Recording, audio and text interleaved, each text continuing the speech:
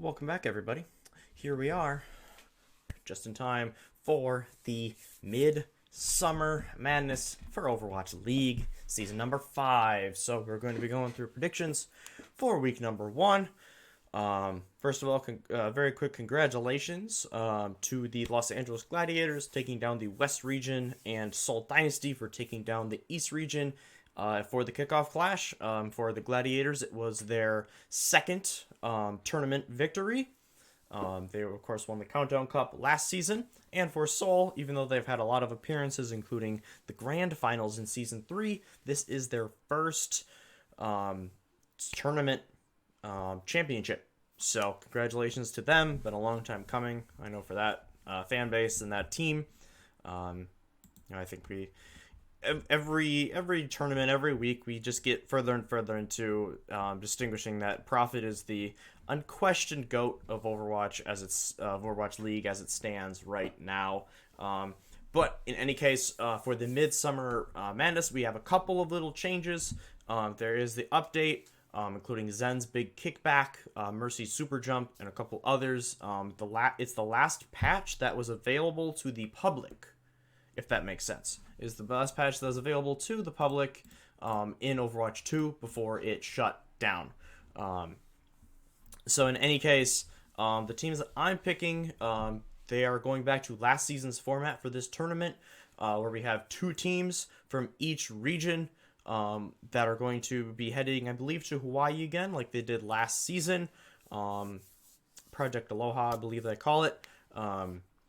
And I'm going with pretty standard picks here. I went for a little bit of a stretch with the Shock instead of the Fuel. I think the obvious pick would have been Gladiator's Fuel. And Seoul and Shanghai, I couldn't really go against those two. Another Grand Finals loss for Philly.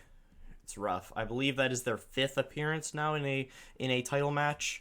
And they are now 0-5 in those. But in any case, I got those these 4 teams for my crystal ball picks. And we have 20 minutes, so we're gonna get through these quick here. The East region, because they don't have to travel nearly as far, they are going to be starting next week, as you can see. Friday is when their first matches are. But for the West, they are starting. As this video is going up, or probably a little bit before this video goes up. So, starting at 2 on Thursday. We got a bunch of matches to get through.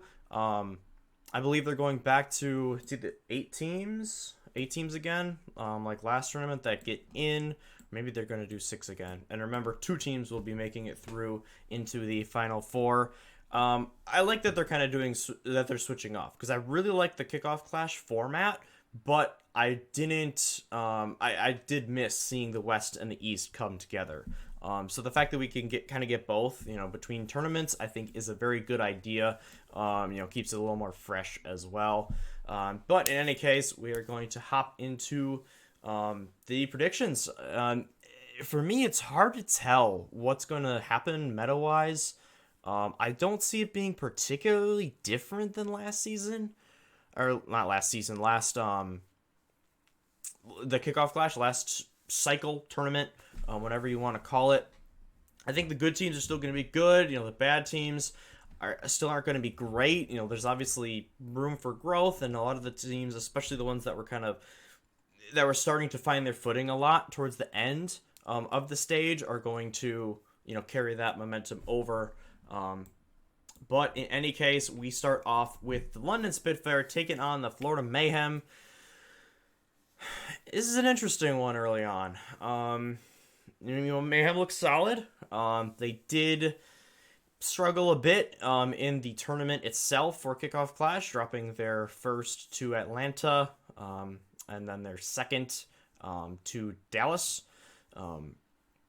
So a little bit tough for them. London, they actually had a pretty solid go of it. 3-3. Did not make the tournament, though. I believe, they were 9. They were the first team out. So I think this is a relatively even matchup.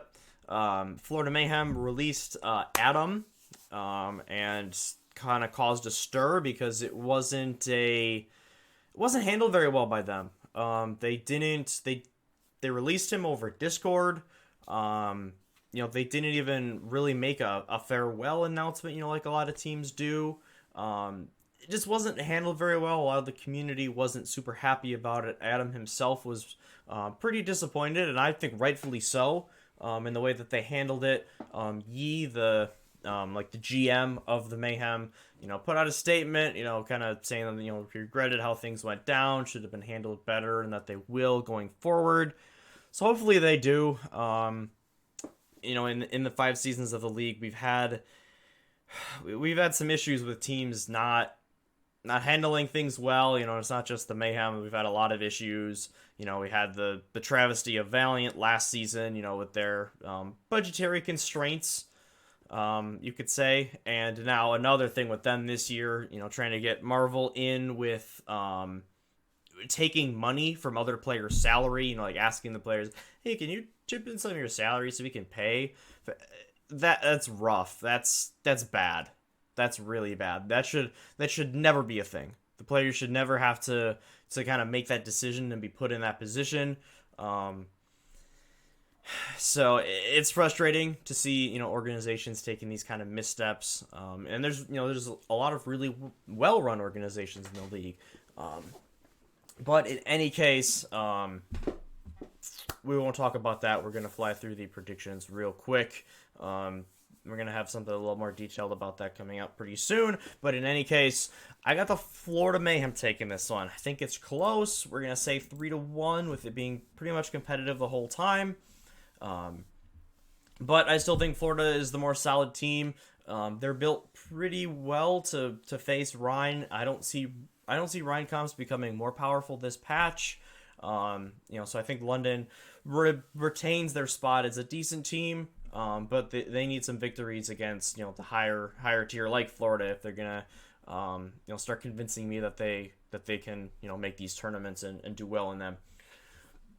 Then we got a spicy one after that. San Francisco Shock taking on Dallas Fuel. So we get a rematch from the kickoff clash. Dallas taking down San Francisco in that matchup in the 3rd round of the losers bracket. Before Dallas took down Atlanta and then fell to the Gladiators in the finals. So a bit of a disappointing run for the Shock in the kickoff clash. Getting 2 victories and 2 defeats. In the rematch here, I'm gonna take the Fuel. I'm kind of mad at myself because I was the first couple of matches the Shock won. I was like, okay, they didn't beat anybody great. Let's kind of rein it in a little bit. And then after they got their last couple wins, the reverse sweep over the Gladiators, I started really buying into the hype. I picked them to win the kickoff clash, and it just did not pan out that way at all. A lot of the issues I thought they might have started to pop up. And no matter how cracked Proper is at the game, because he is cracked out of his mind, it just wasn't quite enough. So, a little frustrated at myself about that one. Didn't stick to my guns, but in any case, I think Dallas takes this one down. We're gonna see how their confidence level is. Obviously they made it to the grand finals, but they got smacked. It was a 4-0. It was not close if you didn't watch. The Gladiators were clearly the superior team the entirety of the match. Still can't talk, but I think they bounced back here pretty well. San Francisco also, this is their first real adversity of the season. But early, I like Dallas before San Francisco picks up some steam. Then you got New York Excelsior, who had a disappointing first stage, taking on Washington. What a decent first stage. There were ups, there were downs. They're the Justice. Who the hell knows what was going on with them? I don't think anyone ever does. They nearly upset San Francisco in the first round. And then bowed out pretty quickly after that in the losers bracket. So, where are these guys at? It's a little tough. With the inconsistencies, they're still better than New York, though. New York is a team that I very highly valued going into the season, and I feel like their coordination just still isn't even close to being there. They have the players, but they do not have the team cohesion yet. And against teams that don't have great cohesion, Washington looks really good. They can really let their individual play shine through, and their calls and all coordination are still going to be a bit better. So I'm going to say this is a 3-0. I need to keep reminding myself to predict more 3-0s because, 3 in Overwatch. It's what it is. So I got the Justice taking that one down. Next, you got London Spitfire against Toronto Defiant. And I like Defiant a lot. They were another team that, unfortunately, were felled pretty quickly in the kickoff clash. But I got the Spitfire taking down a close one. Like I said, I really like the development of the Spitfire. They got the big upset win against Atlanta. Finishing out 3-3. I would have thought they'd be 2-4 at best. So they're definitely rising in the power rankings. But going forward, I like their synergy a little bit more. We had some support turnover, of course, coming into the into the season, but I feel like they're really starting to find their groove. Hadi is, Chatty as everyone, or Chatty as everyone calls him, has been really good. I think when he hasn't even been on the Rhine, I think his Winston has actually been like low key pretty darn good. And I'm not in love with the teams that primarily ran the Zarya going forward. And Toronto they were a lot of Winston Tracer early on, and then towards the latter half of the kickoff clash, they switched more to that Zarya based composition. Getting more Reaper in there with Hisu. But I like Spitfire in this one, surprisingly. I think they're a little bit of a better team right now, so they win a close one. Atlanta versus Boston. We're gonna go Atlanta. I don't think an upset happens here. Boston looked pretty solid towards the end of last stage. They still kind of got stomped on by Dallas to close out and finish 2-4. But they had some nice moments. Punk has been really solid this season. Valentine's been quite good. This is just Victoria has been very good as well. Atlanta's still better though. They had a nice run in the kickoff clash. Got kind of, they scored an upset win over Florida. Some people would think is an upset. Definitely an upset win over Shock after that, though. Getting a nice 3-1 victory there before the Gladiators punched them down to the lower bracket. And then they were taken down eventually by the Dallas Fuel. But it's still a pretty good tournament run. They were struggling going into the tourney. So to win 2 matches like that, early on, pretty solid start to the season for them.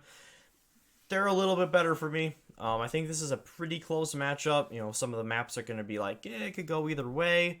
But Kai has been playing really, really well lately. I think Nero's starting to find his footing a little bit more with this team. Venom has been a pretty pleasant surprise on the Tracer. He can mix it up with most Tracers in the league. So I got Atlanta taking this one down 3-1. Then you got Gladiators versus Titans. Oof, this one might be a little rough. I don't think we have any, championship hangover. We'll see. But in any case, Gladiators, the best team after the kickoff clash. I think, it's pretty safe to say. Vancouver, probably the worst team in the league. You could make an argument them or Paris. It's between the two of them. I think Vancouver's been a bit worse than Paris, though. So I got the Gladiators taking that one down 3-0. Not much to say there. An interesting one after that, Washington Justice versus Houston Outlaws. I'm going to save just in case I take a long time. This should be a good one. Houston going lose, win, lose. Had a decent kickoff clash. A little bit unlucky to face Gladiators right away. But in any case, I do think that they take it down. I still like their team a bit more than Washington.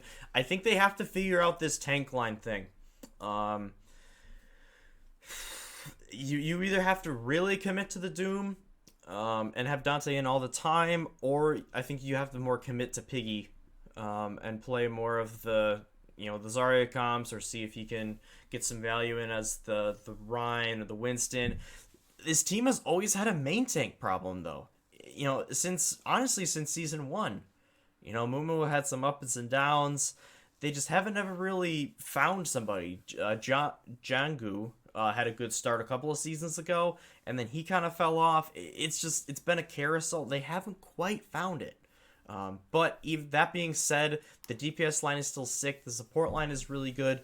I really, really hope that they go away from the Moira, though. I think that was a bad call, particularly to start on it was fine, I felt like, in the tournament. But then teams were switching to comps that directly countered it.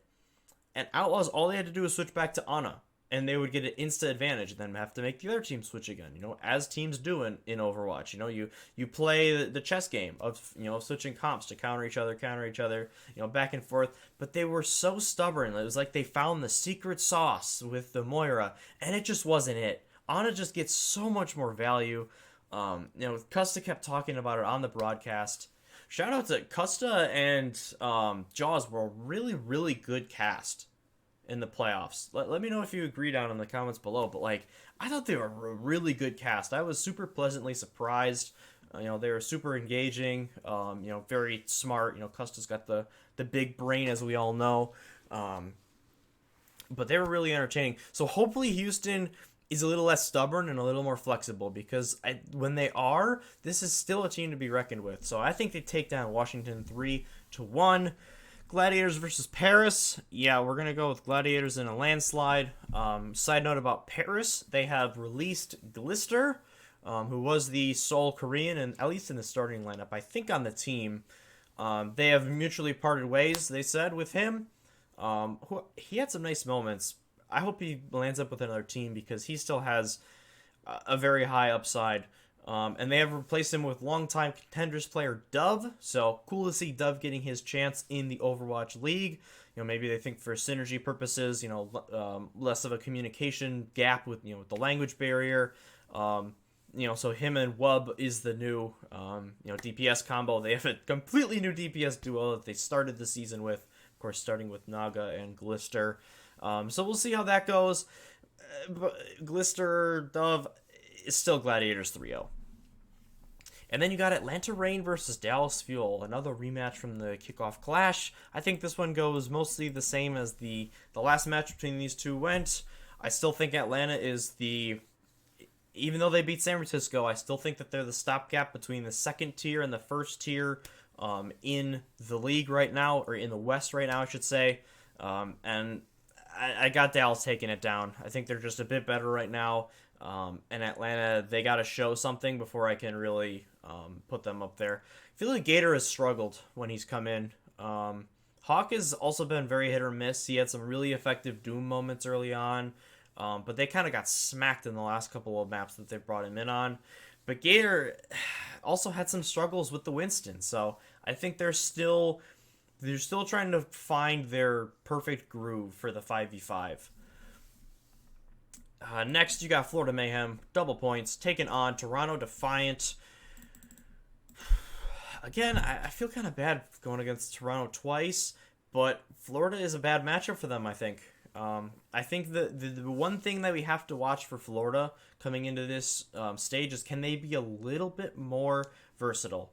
They were so one-dimensional. It was a big emphasis on Surmajet, on the Ana, running a Winston all the time with someone.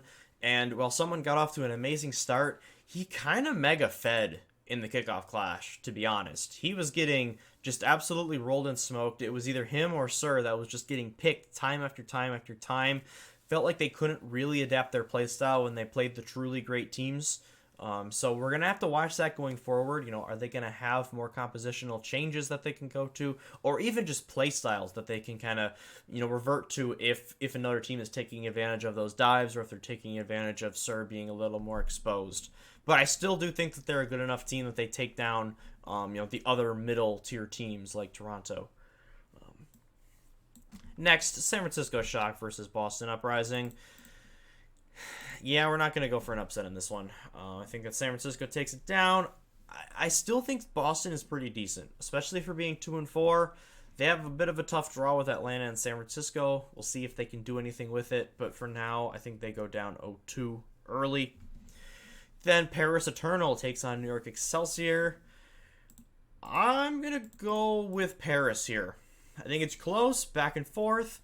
Paris, I really felt like they made some improvements. We saw some great moments from their support line.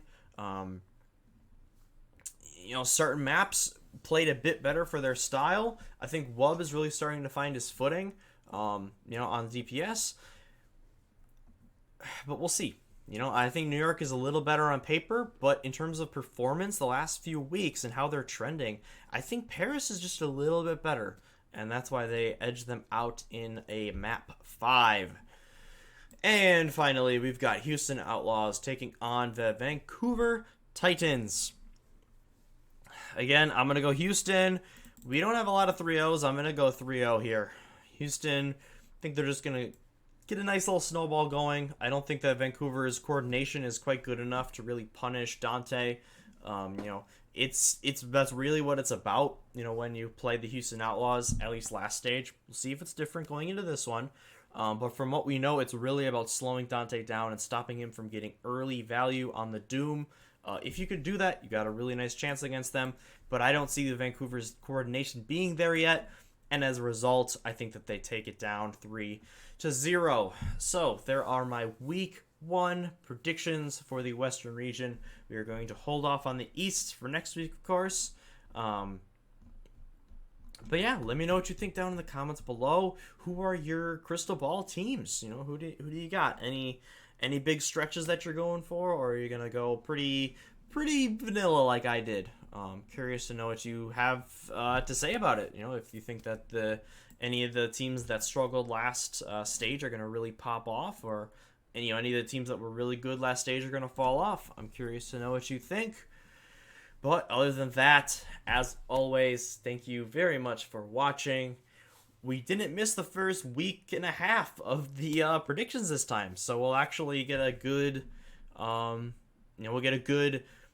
read of where I'm at in terms of the leaderboard. So excited for that. We're getting this out at the last minute, but when you work super early a bunch of days and you're as tired as I am, you got to do what you got to do. So again, thank you very much for watching. I hope you have yourselves a fantastic weekend. Weather is just getting super, super hot, super nice. But with that, we will see you